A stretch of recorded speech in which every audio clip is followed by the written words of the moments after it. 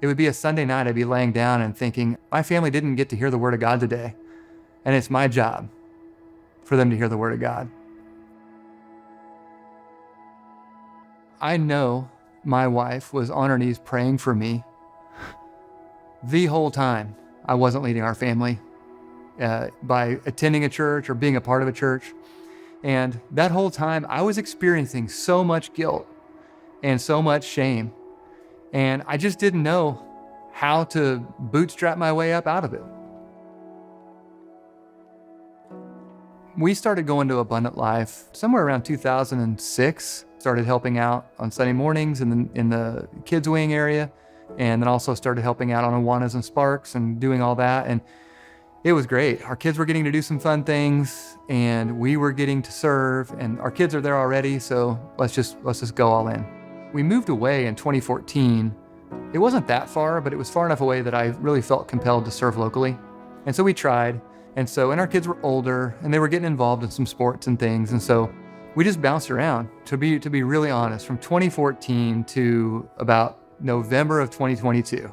Tried and failed and experienced bouts of apathy and bouts of what you might call minor depression.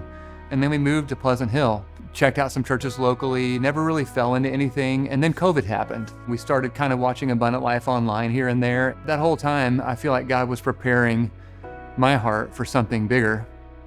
So fast forward, I was on a bike ride with Pastor Phil. And so we're on the Rock Island Trail. Just sort of jumped into this story. He asked me what was church like right now for us, for our family. And I just gave him the real story. It's apathy. I'm not really doing what I feel like I'm called to do. And so he said, Bart, I got something that we've been working on. I think you'd be a good fit for. And he explained to me this idea of the church house. Wow, it just immediately resonated with me.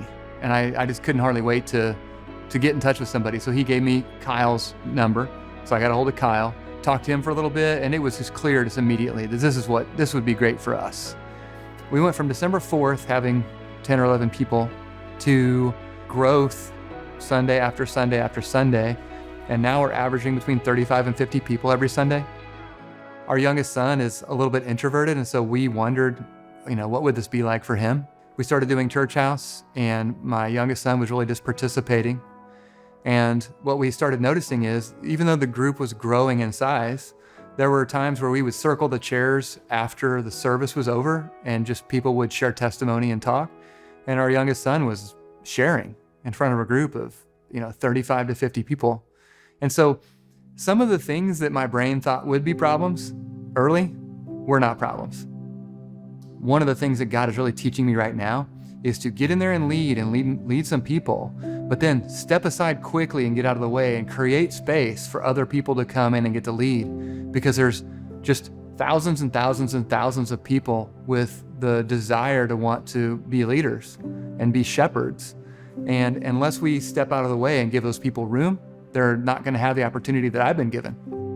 Worldly leadership a lot of times looks like somebody who is just out front, slaying all the dragons, has several direct reports, and is really leading and giving orders and passing things down. And I think that godly leadership is just almost the inverse of that.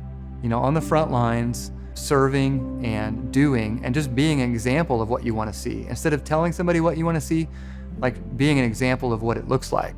It's just serving and loving people and other people witnessing that. Don't overthink serving God. Just start serving. Find a place to plug in. If you don't know what to do, ask somebody in leadership or ask somebody at the church who is plugged into a ministry. You just find someone, because serving God through the church, we were designed to do that. And I know personally that when I wasn't doing that, I wasn't living my best life. And now that I'm serving Him, I am literally living my best life. All the joy that goes along with that, and all of the things that go along with serving. It's who I was designed to be, and now I'm getting to live that life.